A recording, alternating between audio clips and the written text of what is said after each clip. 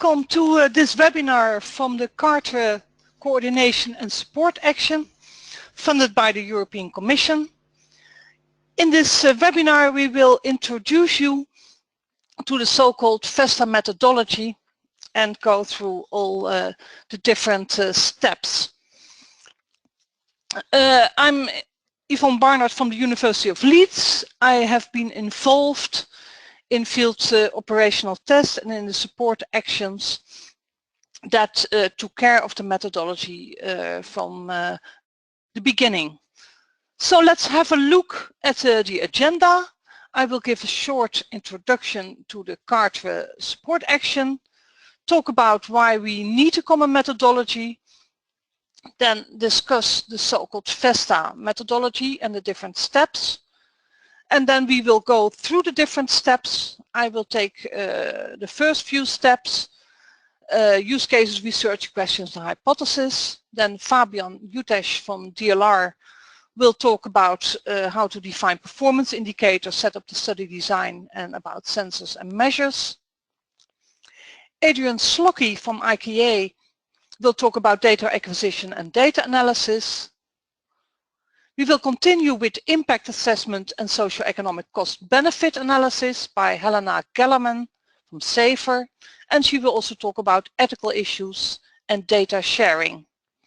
And I will conclude this webinar with FESTA for automation, the next steps that we are going to take, and then we still have some time for questions. So if you have questions, you can already post them or wait till the end of the webinar.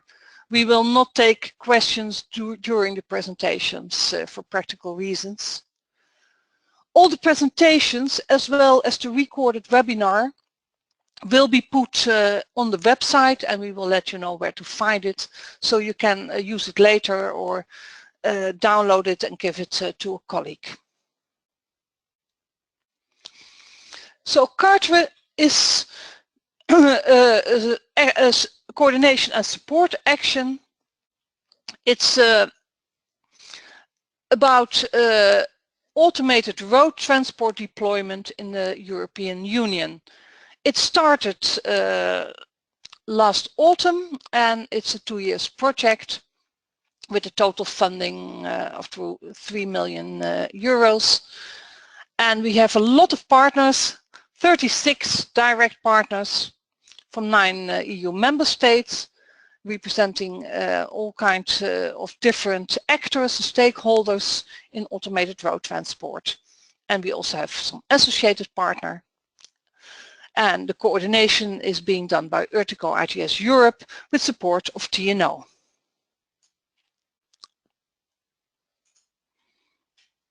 So here you see all the partners. I won't go into detail because there are too many, but it's industry, it's research, it's public authorities, it's user organizations, road operators. So a wide range of actors.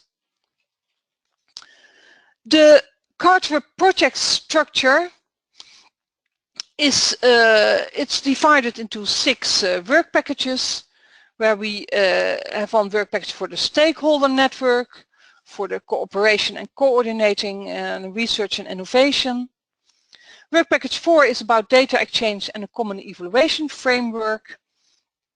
And we talk about those kind of issues today. And we have a work package related to deployment and roadmaps.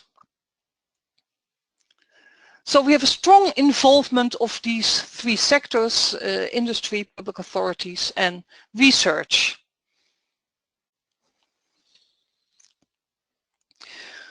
We form a joint stakeholder network, not only with the partners but much wider. And we operate on a strategic level where we do vision building and landscaping. We operate on a tactical level, the common evaluation framework, which is a bit the topic of today, but also on operational level, where we talk about data exchange, where we try to support the different pilots on automation. And FESTA is an important part of that. So the main objectives of CARTRE is that cooperation, public-private, internationally, alignment with the national action plans. We try to build a knowledge base and support pilots. We have several thematic areas, and we will exchange information and knowledge about enablers, about data, experience and knowledge. We foster a common evaluation framework. We look at deployment and impact. We reach out to stakeholders, decision makers and the wider public. And we have an annual international conference, and we have workshops at different international conferences. So that's it about CARTRE, who is the organizer of this webinar. So let's continue with talking about a common methodology. I would like to say a few words why we are keen on having a common methodology for automation pilots. First, I show you a picture of the so-called FESTA V, and I will come back to that, and all the speakers will come back to that and explain it to you. So keep in mind this is the FESTA V, which is quite central of the webinar today. We talk about a common methodology for field operational tests, FOTs, and pilots of connected and automated vehicles. So these are studies with automated vehicles with different forms and levels of automation in real life conditions on real roads. Some of those studies are really naturalistic, other studies are more experimental, but we are not talking about simulation or test tracks. We are talking about how these functions and vehicles behave in the real world. So there are large European but also large national projects that have already been started or will start soon. There is involvement of industry, car manufacturers, service providers, communication industry, public authorities, road operators, both on a local and national level, of course the research institutes, and usually very multidisciplinary, and user organizations like the automobile clubs. So if we do these field operational tests and pilots, what do we want to learn? We want to learn the impact of road automation on society, on users, on industry and others. We want to know the effects on things like mobility, safety, the environment, traffic efficiency, but also on wider impact areas if that's possible. Land use, health, what will automated driving mean for active travel, for example, energy use. We want to learn about the behavior of the vehicle or the automated systems, the behavior of users, infrastructure, services, and we want to learn about the opportunities and challenges for the future.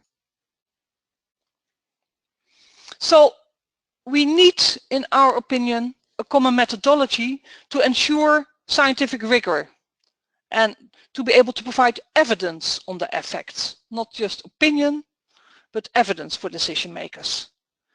The methodology provides a structured approach. It supports everyone who is involved in designing and conducting these studies. A common methodology allows for comparisons between studies. It allows us to have a common vocabulary, and that's important because we have so many actors from very different domains and fields and backgrounds and nationalities. And a methodology is something that has to be kept alive and that is learning from the experiences of all these studies. So to summarize, a common methodology, in our opinion, is important for being able to study the impact of automation, where we combine all the knowledge we can gather from the different kinds of field operational test and pilot.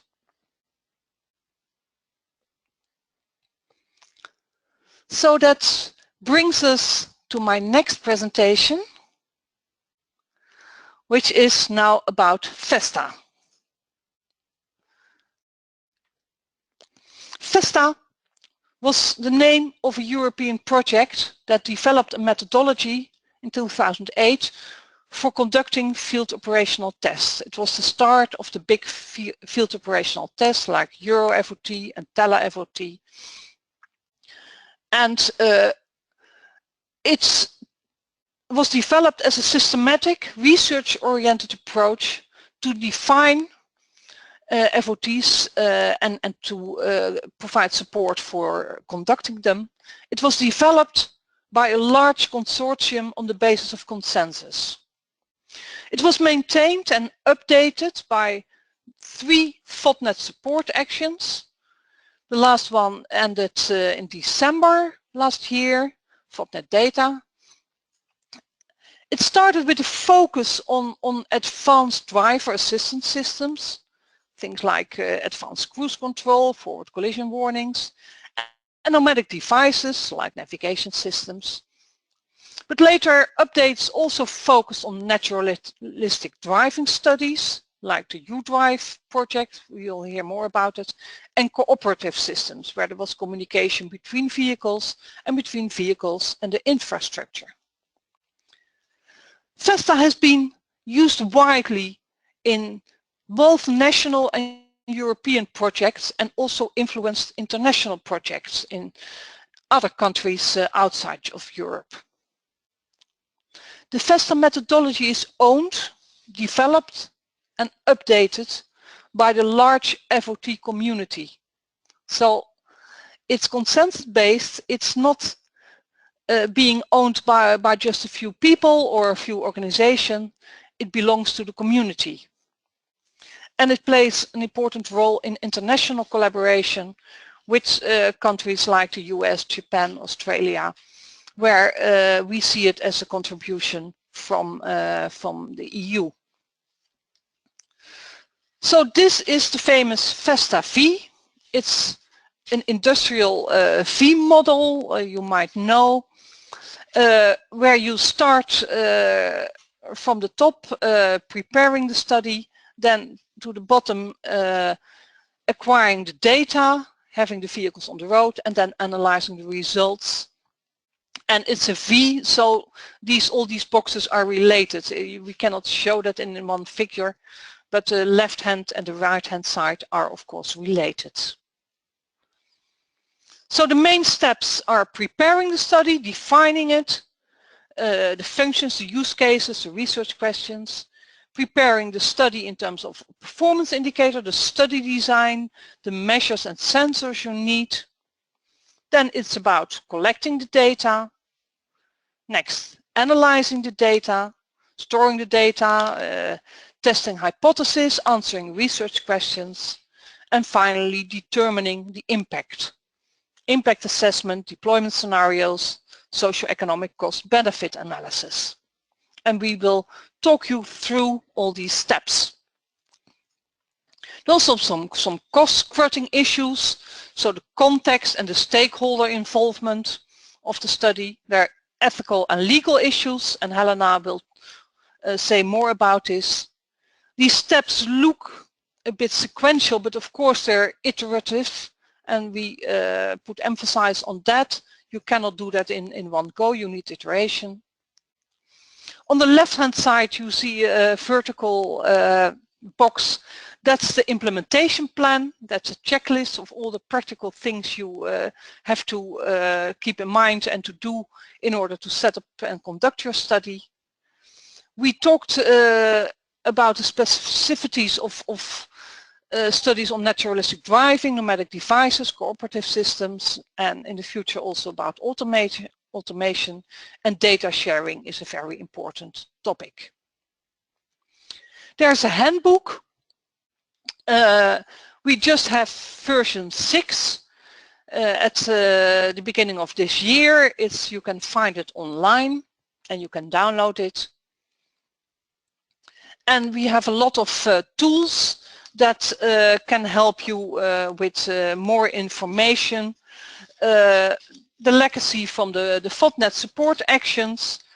There's training material, there are older webinars that go into more detail.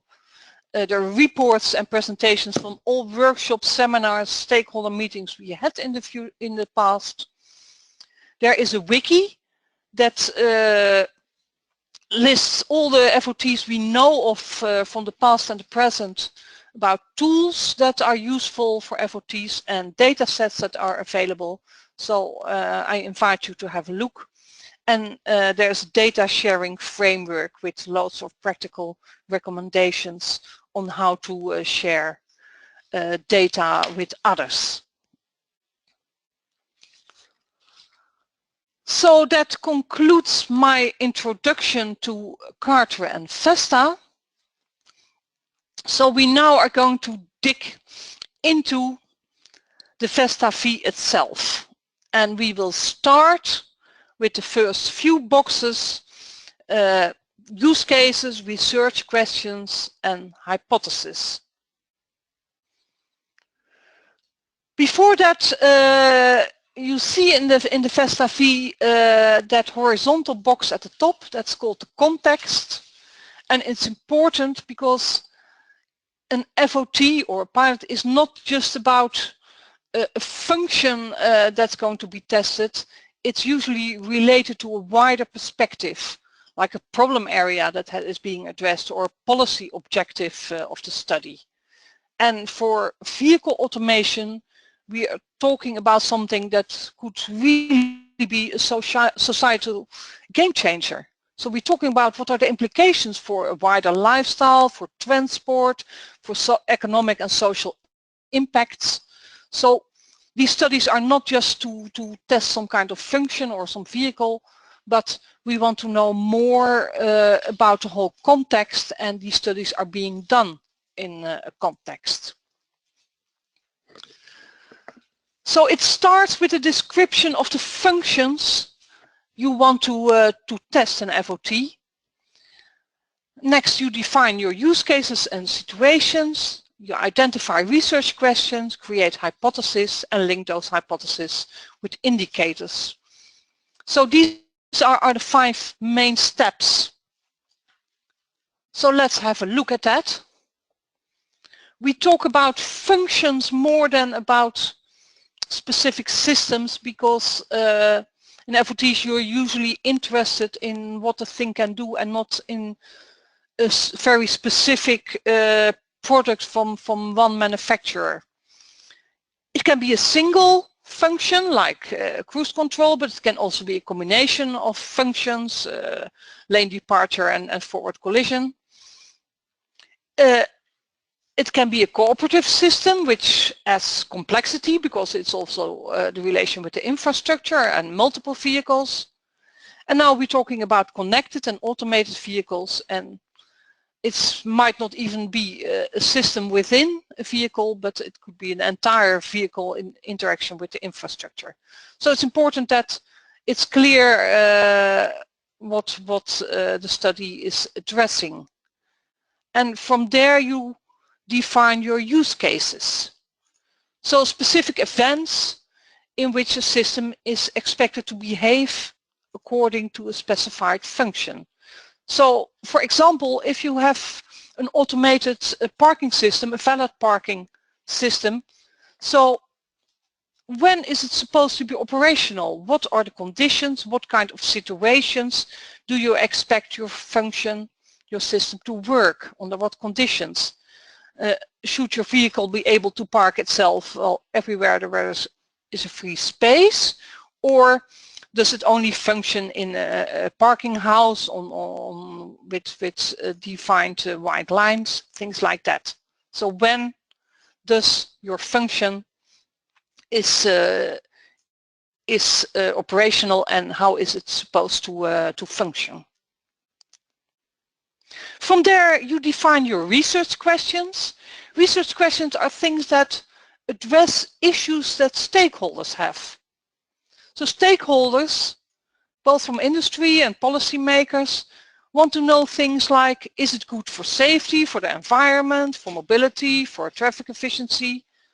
What is the usage of the system? How well is it accepted? Does it work under all real life conditions? These are the kind of questions your stakeholders want to know. And you can have research questions on different issues. So you can have it on the level of the system usage. So what factors affect usage? For example, the traffic density, do driver characteristics affect the usage? Example, the age of the driver, there are impacts of the system usage, the impacts on safety, mobility, etc. For example, what are the impacts on the number of accidents? You have implication of the measured impact, so implications for policies, business models, design for the public. For example, is a change in legislation needed? So there are all kinds of research questions that you can pose related to your needs of your stakeholders. From your research questions, you should be able to define hypotheses. Hypotheses are much stricter questions. It's a statement linking a cause to an effect and based on a mechanism linking the two. So it's not just about, well, there is some correlation. If you have this function, things become better. It's quite a specific statement, and you should know how your system influences the behavior of your vehicle or your user. It can be tested with statistical means by analyzing performance indicators in specific scenarios, and we'll come back to that. And it also is a prediction of the direction of the expected change. So it sounds very abstract, but let me explain with an example. So a research question might be, does having a forward collision warning system improve safety in driving? And then you can have several hypotheses, one of them being forward collision warning will have a direct effect of an increase in the minimum time to collision. So we have now something you can measure. You can measure in your field operational test, if you collect data, the time to collision, and we will see an increase in that minimum time if our hypothesis is right. So you can generate hypotheses in different ways. You can start from top down, looking at expected direct but maybe also indirect effects on users, also on non-users like pedestrians, other road users, and about the interaction between users and the systems, and maybe also with other systems. You can also start from the impact areas like safety, mobility, etc. But you can also start from bottom up, starting with the use cases, defining specific scenarios, and from those hypotheses you can define performance indicators, and Fabian will come back to that. You usually generate loads of research questions and hypotheses. We've seen that in our experience. So you have to prioritize them and choose the ones you want to focus on. That's usually an iterative process, but also a collaborative activities between people involved in the study and between the project and the stakeholders. So a quick example. You could have some primary message affecting safety, like the number of critical events or dangerous events. You could have some secondary factors, exposure of the vehicle on the road. You can measure that with the length of the journey, the road type that are used. You can have variables that lead to research questions. Does the system affect the length of journeys? And then you end up with a hypothesis you can analyze in a statistical matter. So your hypothesis might be journey length will increase, the use of urban roads will increase. So you end up with something you can measure. So finally, to repeat, for vehicle automation, we talk about something that is bigger than just the evaluation of some specific system. So what are those consequences, those wider impacts? We might have to define new impact areas, and it's for sure that for automation we will have many research questions that need to be answered.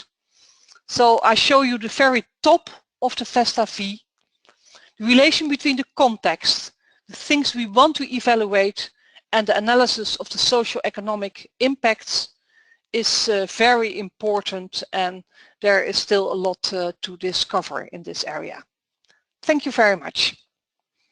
And I'll give back the presentation for our next speaker.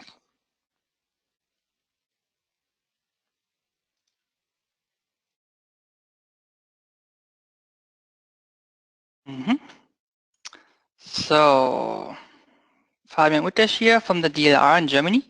Can you see the slide window, Ivan? Yes.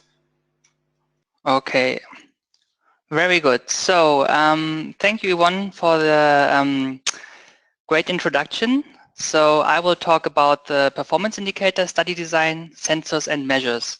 And if the research questions are about what we want to learn from the study, these are the variables that help us to answer our research questions. I will give examples from UDrive, the first European naturalistic driving study, which is in its final phase right now. The analysis is being made and the presentation will be in June. Compared to the FOTs that we talked about, Yvonne talked about before, and naturalistic driving is more like a specific observational study that you equip vehicles from test drivers with your sensors, and you just observe them in their daily commute or daily driving behavior. So coming back to the FESTA V as promised, the template gives us also directions where to put the performance indicators and measure sensor study design. If you show the V in this direction, then it's in the very beginning on the left side, so in the preparation phase. We have applied this method in the UDrive in a similar fashion. We put the preparation phase in SP1 and called it design. So this is the part how we have applied the FESTA V in this part of the study. So start with performance indicators. These are quantitative or qualitative indicators that are derived usually from measures and have to be agreed of beforehand. These are the variables that we need to define in the beginning to be able to answer our questions. So when we have defined the research questions and we know what we want to test, then we have to write down which variables are needed to answer these questions. These can be on different topics. So if you have, for example, risk analysis, you have performance indicators like tailgating, speeding, driver distraction, lane change, which are calculated. If you have eco driving, you have degree of congestion, high engine speed, close following, free flow situation, high fuel consumption. So these are very high-level variables that you want for your hypothesis. These can be many different types, so this can be a percentage, an index rate, or other value. It's really free up to you. It's just you define it what you need to answer your research question. An example, how it can be derived. So for speeding and tailgating, the first two examples are from the risk analysis, and the third and fourth example are from the eco driving.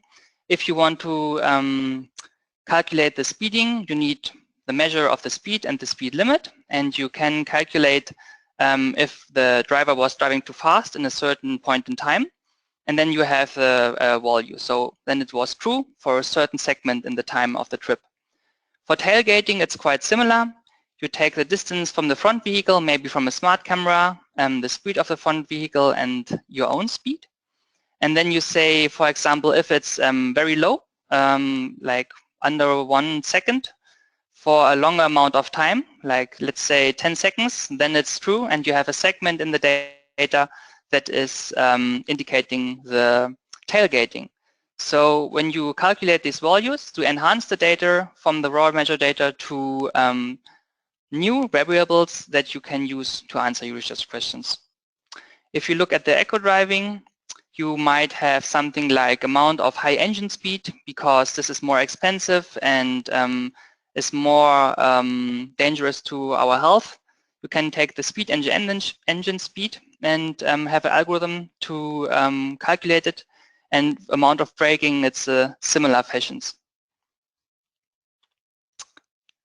The study design is also very important in the beginning of the study.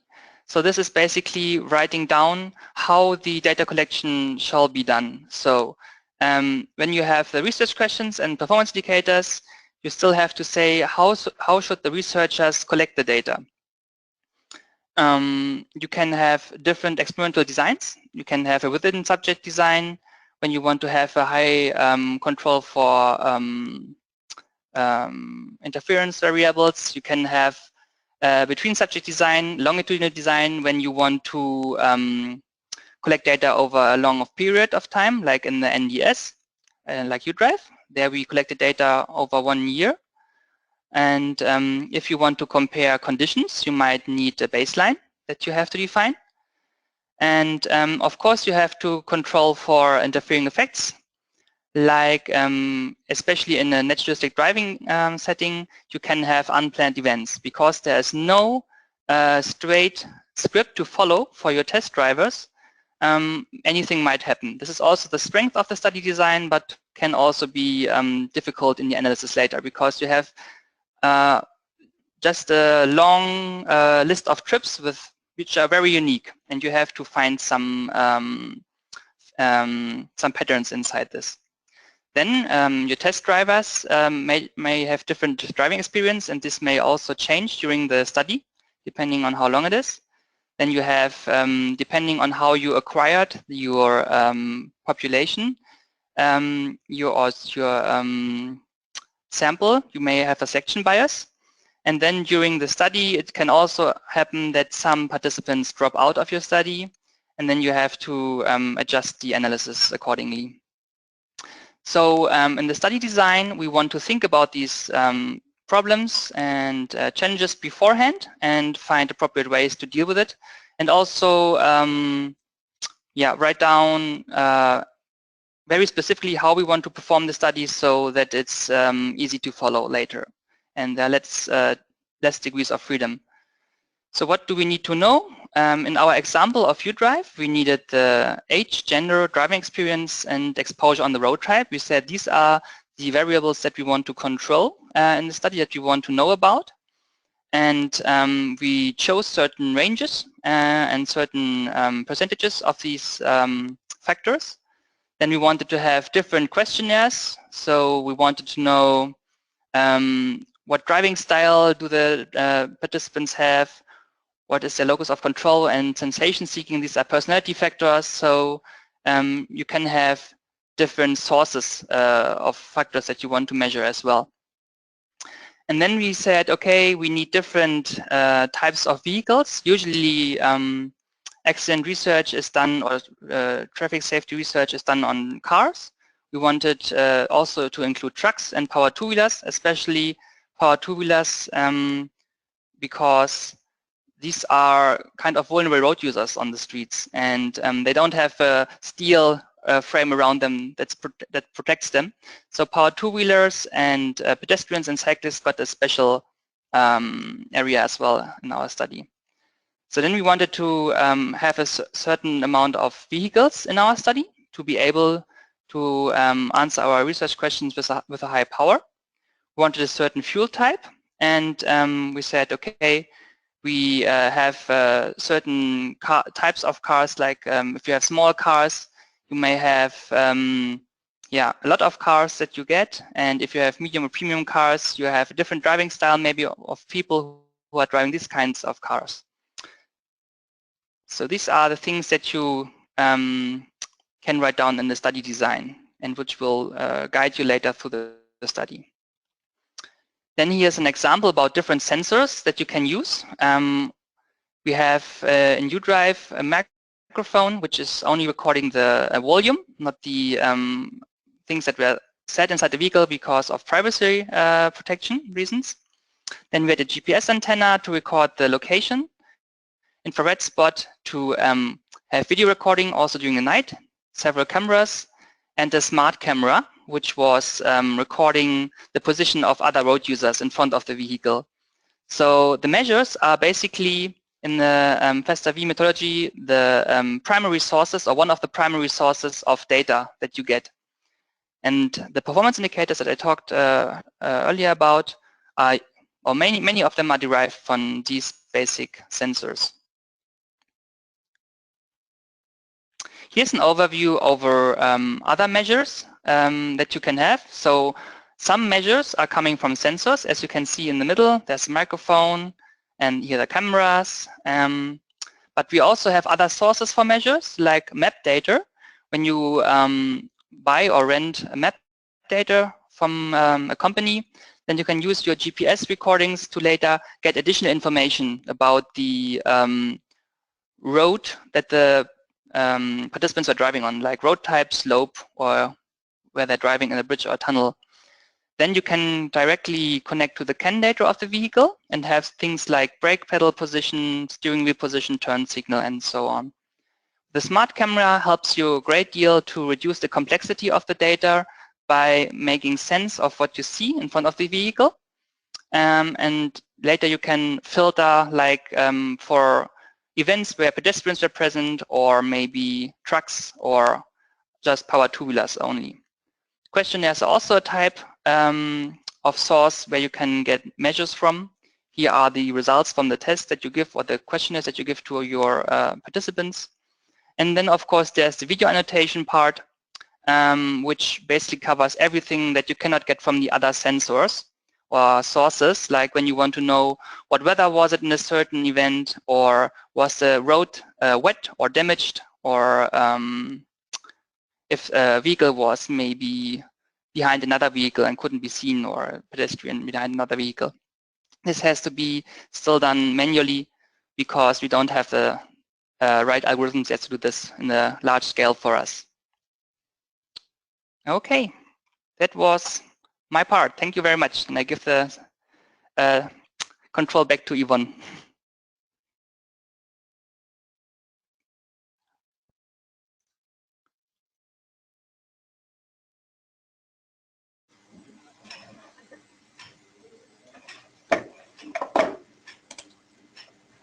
Okay, so I guess this is my part now. Yes. Yes, I hope you can see my screen and hear me. My name is Adrian Slocki. Welcome everybody, and I will discuss now about data acquisition and data analysis.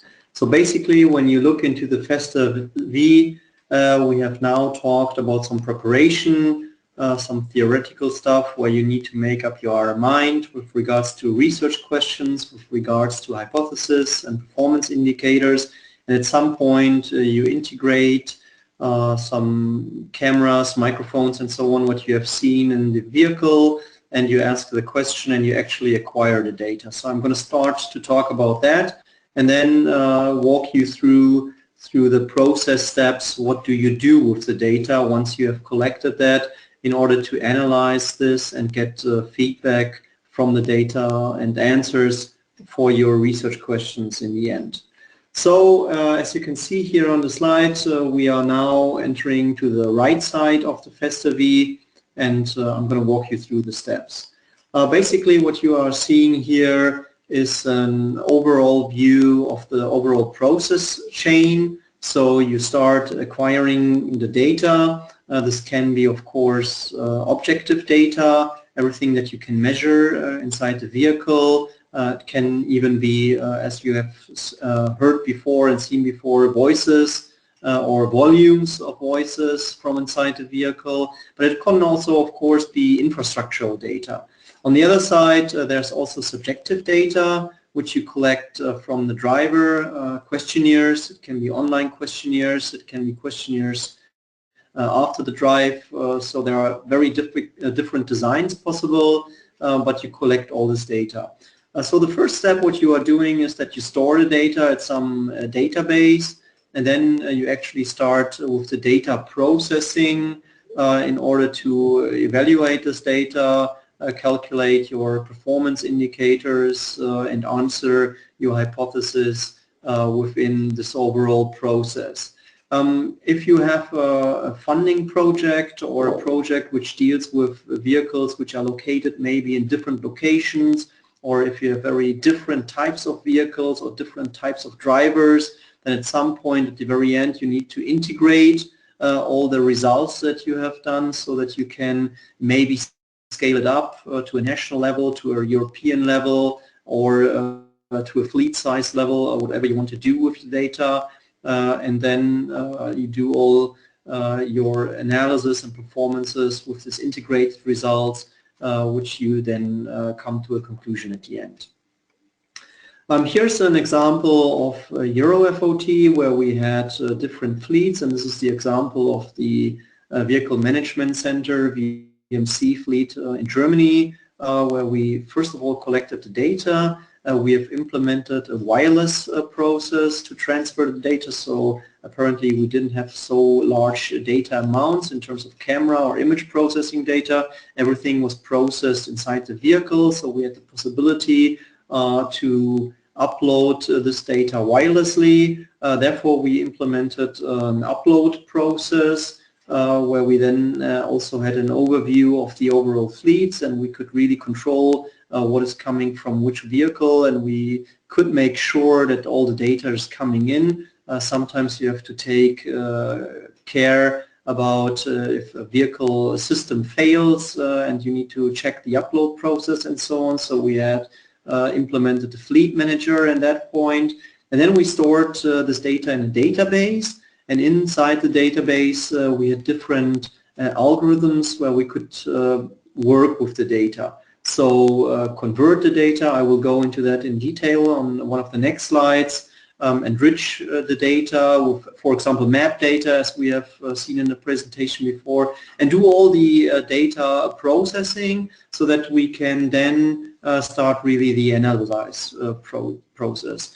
Once everything was processed, we then stored it at the database so that we can also work with that at a later stage when we want to apply data reuse. I guess Helena will talk about that in a few minutes. This is also a very interesting, important part that we use this data maybe inside of the project, but maybe also in the future in different research projects, upcoming ones.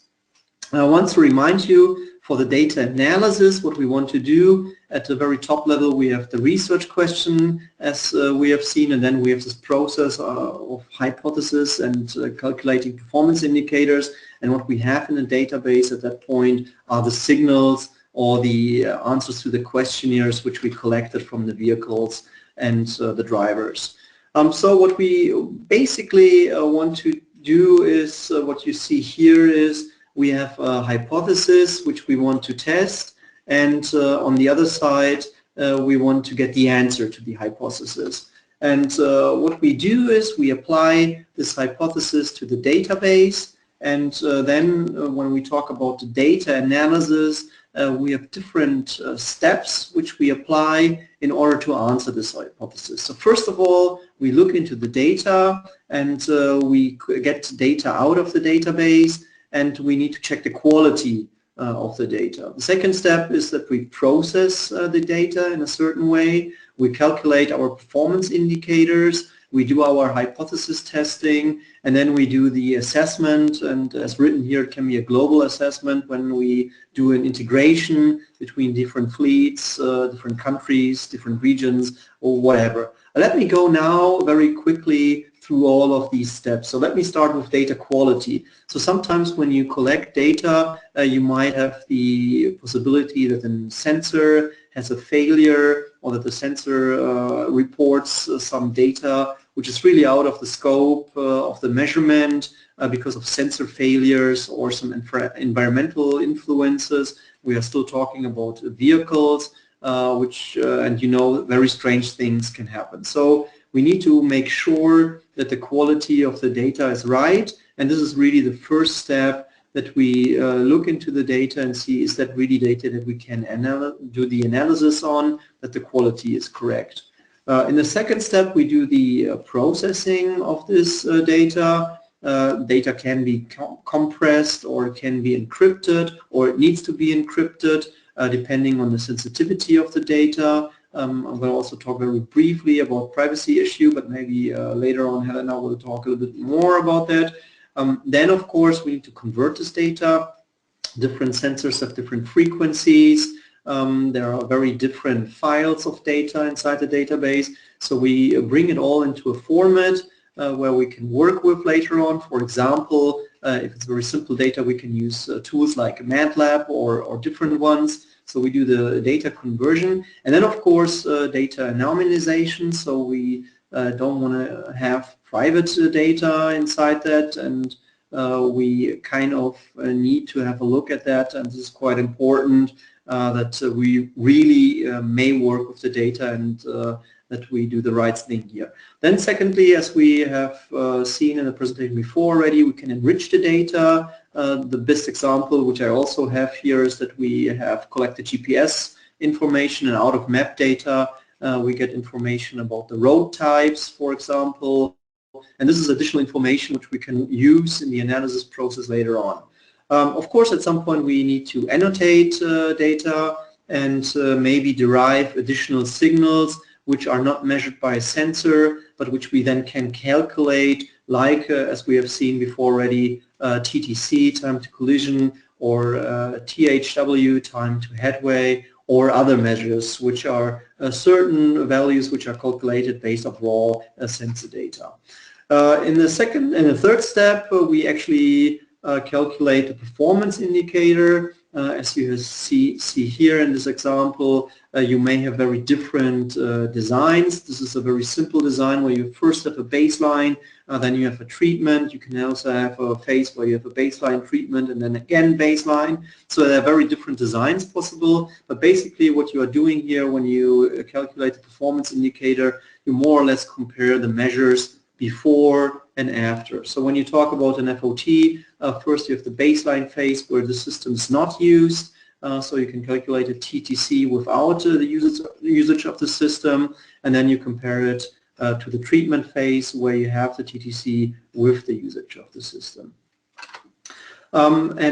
Step 4 is the hypothesis testing. So we are really comparing the different situations. Here in this picture, you see the different situation variables, like the environmental conditions, traffic conditions around the vehicle, certain events which you can calculate, like lane changes, or critical events, where you have maybe a very critical TTC. And here you have different methods and different ways to calculate actually the hypothesis and to really get an answer to the hypothesis. And then the last step is the global assessment. As I mentioned before already, you might run into problems that you want to generalize some findings on a global level, and this might be sometimes quite difficult. If you have very different regions out of Europe, you have different populations with different driving styles, and you don't just want to mix up all this data. Maybe you have to do that quite smartly, think about weight factors and so on. So it's just not using all the data that you have and bringing it all together and maybe calculate an average or something like that. There might be some more process, but basically what you want to do is you want to scale up to a higher level, or you want to translate the results to whatever needs you have. And my final slide, more or less, is of course looking forward. So everything that I've showed you before is out of the EuroFOT project or the TeleFOT project, which are projects which finished some years ago. Now we are looking into vehicle automation, and what I try to do here on the slide is just to give you some of the maybe challenges and relevances for automated driving. So basically, when you talk about automated driving functions, this term is quite wide. We have very different automation levels, which you know, and inside these levels you have very different systems, which are very dependent of the manufacturer, and therefore it might be quite difficult if you want to compare all these different systems to each other. You need to generalize on a high level, and you need to take this into account when you formulate your research questions and hypotheses. Then, of course, for automated vehicles, you would expect that a lot of data can be recorded if you have different sensors and camera systems, and you collect all these video streams. Then we are talking really about large amounts of data, which maybe cannot be collected by wireless system for sure. So you need to think about how you can exchange hard disks, maybe per drive even, or per day. So this is something that you need to take into account, different sensor types. Then of course when you stay with video data, you need to annotate this video data. Here we need to think about automated processes to do that, because you cannot label video data by hand if you talk about large amounts. Data transfer and storage are already mentioned. Privacy and data security is a very important topic, which becomes more and more important. So you need to think about that before you collect the data, before you implement your process. And then, of course, when you also do the analysis process, and you talk about these large data sets, you want to automate as much as possible. You cannot do really analysis manually by hand. So you need to have set up all your processes beforehand. You need to do some reviews of your processes with some test data, some pilot data, where you really test that everything is up and running and working fine when you really start the data. And finally, again, staying with data analysis, and when you have all these different data sets from different manufacturers, from different vehicles, from different regions, you want to synchronize all this data, and this is also can be quite tricky. And this is more or less the end from my presentation. Thank you very much for listening.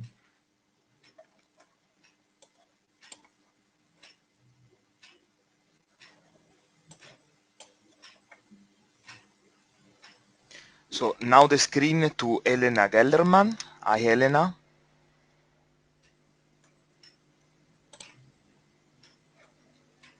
You are muted.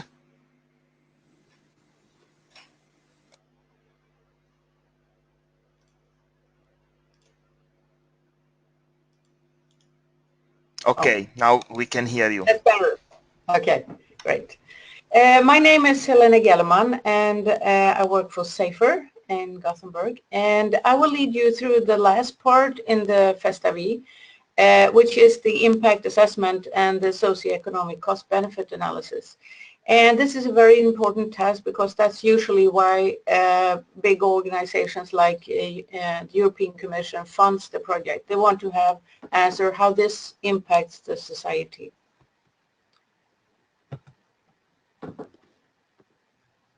So why doesn't it?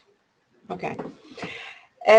So the goals for the assessment is actually to increase the knowledge of about the impacts of the ITS. And it's also, when you have the impact, to see, okay, they can be very beneficial, but do they actually, is it possible to introduce them? Is it cost beneficial to introduce them? And therefore you want to provide decision makers with very concise information. And you also want to give stakeholders a view of, is this a potential business case? Also, if it's, for instance, it's a safety system, you really want to enhance the deployment of the ITS and try to show that this is very beneficial to use this, to introduce this system. And finally, at the end of FESTA V, you want to see what is the future work, and are the methods and tools that you need to develop to go further. This is, like I said, the last part of the FESTA V. So it's based on all the work that is done, that's been presented earlier in this webinar. And especially when you talk about the impact assessment. It's based on all the steps, and it's very important to be aware. You think you're at the very last end of the work in the project, but if you have not been involved in the first parts, you might not get the data or the information that you need to do your work. So if you work in impact assessment and cost-benefit analysis, make sure that you are involved in the beginning of the project. Mostly what you try to assess is driver reactions to ITS. And it's also important to use different methods to be able to draw the results out of all the information that is collected. So if we go into look at the implications of driver behavior, in the project you collect a lot of information about the use and the context in which this data has been developed or collected. And you try to understand how the driver behaves, and also on a higher level how the travel behavior. Why do they do this different decisions on what mode to take the car or bus or so on. From this information, you try to see what kind of impact does these behaviors have on traffic safety, on traffic flow and efficiency, on environment and the mobility. And finally, when you know these impacts, you try to see the socioeconomic impacts and if it's actually feasible to introduce them. If we dive into the driver behavior, you look at it on a strategic, tactical, and operational level. When you talk about strategic level, it's more what I said before about the travel behavior. Are they willing to pay the price for this function, etc. On a tactical level, it's more how do you behave when you drive? Where do you look? What tactic decisions do you make while driving? And then finally, on the operational level, you look at how you actually interact with the car or the vehicle. Like how do you use the wheel, when do you brake, and so on. And from that, in the early stages, you try to formulate hypotheses. So you see it's so important that the impact assessment people are part of the project from the beginning, so the hypotheses are formulated so you get the information that you need.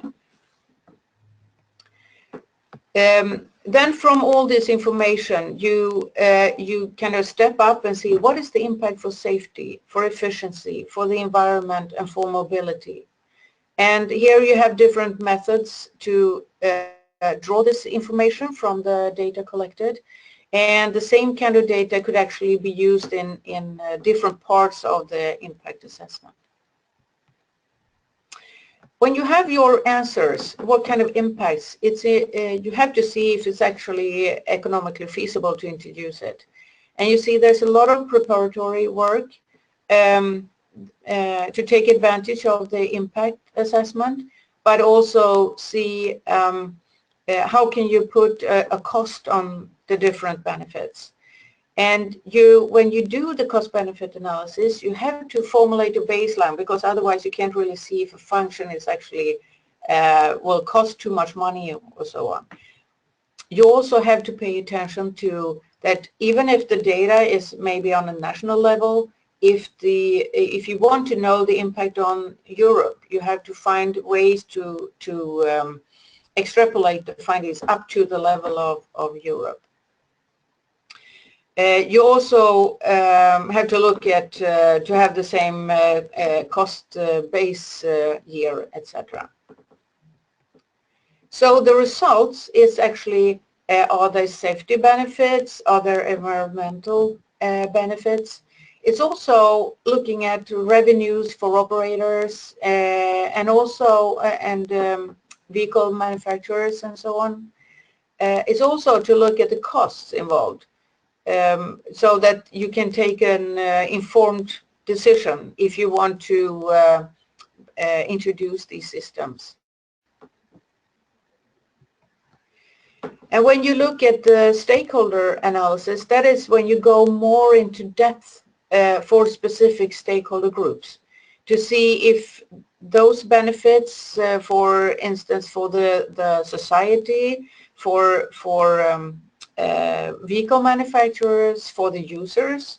For instance, you can look at, if you take the user perspective, you can look at the willingness to pay, or if that actually is make a benefit to the mobility of the user, and so on.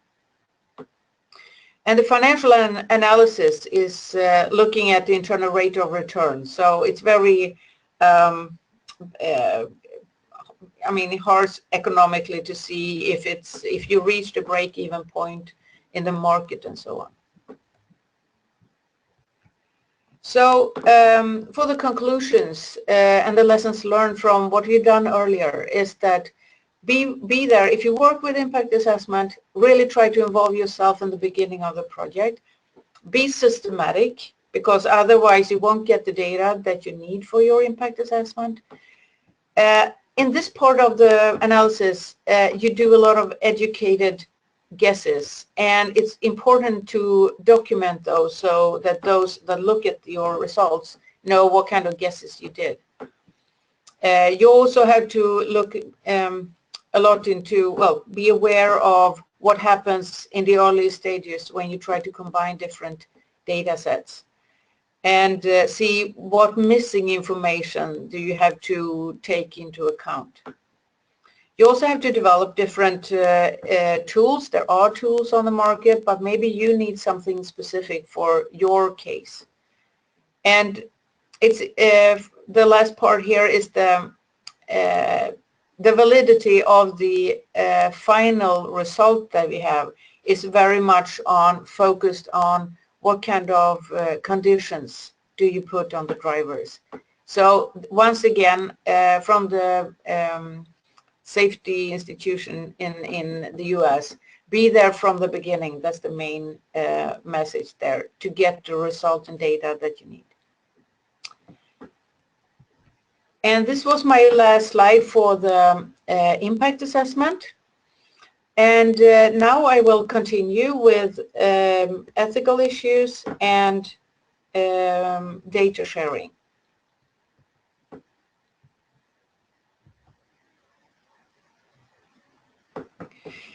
So if impact assessment and cost-benefit analysis is having this notion of that they need to be there from the beginning, it's the same with the ethical issues and data sharing. Sometimes this is topics that comes in later on, but here we also want to push that be there from the beginning, at the start of the project, because if you saw things in agreements and so, it will become much easier later on in the project. So if you look at the legal and ethical issues, they are mostly related to when you set up the actual data collection, when you interact with the participants, and also when you store and handle the data that you have collected. But it actually affects the whole project, from the initial agreements until how you can reuse the data afterwards. So in FESTA, we go through different parts. It's about participant recruitment. The legal affects that a lot. And maybe I will go into the participant agreement more in depth. It's also that you need maybe an ethical approval, depending on what kind of data you collect and what kind of analysis you are going to do. If you put new systems or logging systems into the car, you have to make the system safe. And this might go to the level that you might need an approval for on-road use. So be aware of that, and the FESTA tells you, give you information about that. You also have to know that there is an assurance with the driver and the car and the vehicle used. and also that the responsibilities between the participant and the project and is very clear. You have to be aware if you are going to collect data, video data in restricted areas, and also the data protection and data ownership is very much related to legal and ethical issues. And I will go into these two more in depth. So with the participant agreement, we want to make a first that pay attention to the participant agreement, because say if you have 2 or 3 participants, that's no problem, but usually you have 20, 50, 100 participants, and trying to go back to them and ask for another agreement is almost impossible. So pay great attention to the participant agreement. And you should also be aware that it is legally a signed contract between the participant and the organization collecting the data. So if something goes wrong, it's actually that organization that is responsible towards the participant. There are several topics that need to be addressed in a participant agreement. I won't go into all of them, but I want to point out that it's important. The things that, if we look at former projects that have been missed out, is that you have to make clear what parties can use the data during the project and after the project. And also make sure that you ask, if you intend to reuse the data afterwards, you have to put that into the participant agreement so that they know that you get an okay to reuse the data. So these two in the middle there are very important to remember. When it comes to data protection and data ownership, and this is one thing that takes a lot of attention in the projects and will be even more when we go to automation. It's the data that we collect. From a privacy angle, you have videos, both internal on the driver, passengers and minors. You also have cameras looking outside of the car on other road users and number plates. You have GPS, you have individual's position. You might collect audio, and you also have vehicle signals and other IPR data and sensor from external providers. And all of this makes it very important that you can protect the data. It's also very important that it's very clear who owns the data collected in the project, and also data that you get from other providers. And the data protection is either you can secure, have a very secure storage and be on top of how everybody access the data. But you can always also go into the lane where you anonymize data and you extract data from the video, for instance. So this with data protection is also very important when it comes to data sharing and data reuse. And if legal ethical issues affected how you use the how you do in the project, it's the other way around for data sharing. It's how you actually perform the FESTA V and all the things that are in there in the project that affects if you can share the data afterwards. But it's mostly in these 3 areas. It's about the initial agreements, it's about the ethical and legal issues, and the sharing of how you collect the data that you have shared, and finally how to find financial models to be able to have the data available after the project.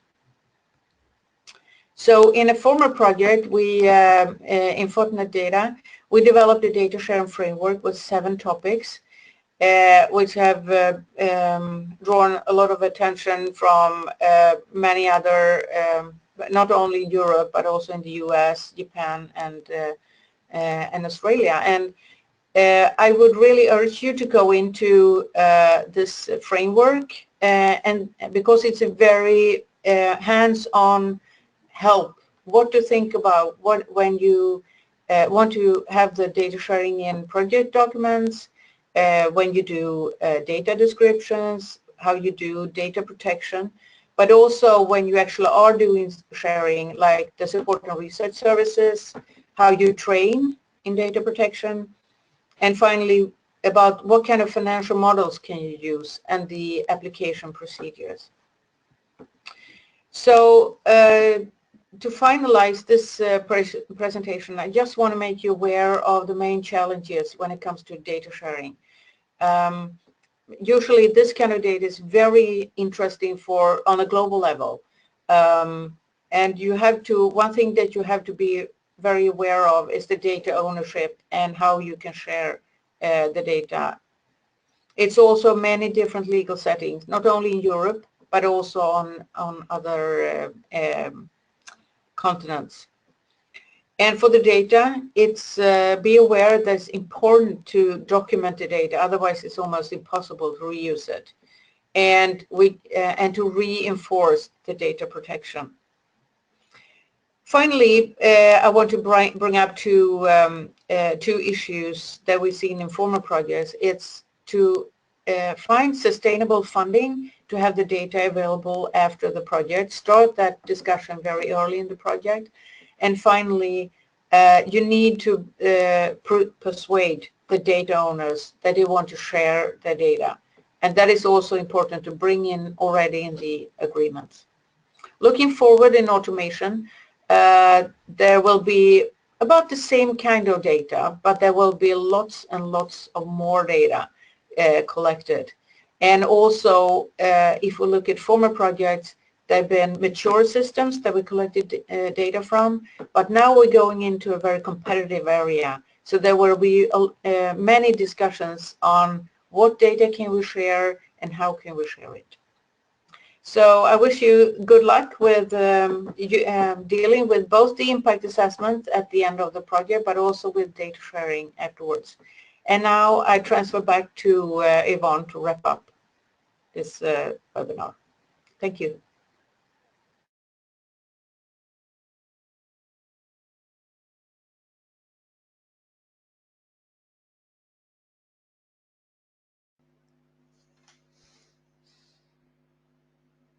You need to unmute yourself, Yvonne. Yeah. You can see my screen? Yes. Okay. So to wrap up, thank you other presenters for your interesting presentations. We have been through all the steps in the FESTA fee. We in CARTRE will work further. You will find all the presentations and the recorded webinar on our website soon. Look out for new webinars, workshops, special sessions at conferences. We are working on a short version of the FESTA handbook because it's a very big one, and we hope to get something a bit shorter and easier. But we will also update the full handbook to cater for the connected and automated driving projects. We're working on the creation of a platform for data exchange and develop a strategy for sharing, exploiting data in order to be able to benefit in Europe from each other's learning and experiences. So challenges for the future are new research questions and new evaluation methods to deal with this very complexity of connected and automated driving pilots and FOTs. We will look at new impact areas, and there's a trilateral group between the US, Japan and the European Union on socio-economic impact assessment. And we are looking at wider areas of impact. And we see new players from industry and research entering this field of studies, which of course is great, and it's widening our perspectives. So in our view, the sharing of knowledge, experience and data is really crucial in order to be able to find out what road automation will mean for us. And not only for us as the community working on these studies, but will mean for society at large. So thank you very much for joining us in this webinar. And we hope to see you again, and please go to the website and register yourself and you will receive news from the CARTRE project. Are there any questions? I don't have at the moment any specific question, Yvonne. Yes. And it seems that we are... So if you have... Yes, yeah. I invite If there is... just leave 1 minute to write some questions, if you have one. Otherwise, we need to close. Yeah, you can also raise your hand if you have an urgent question.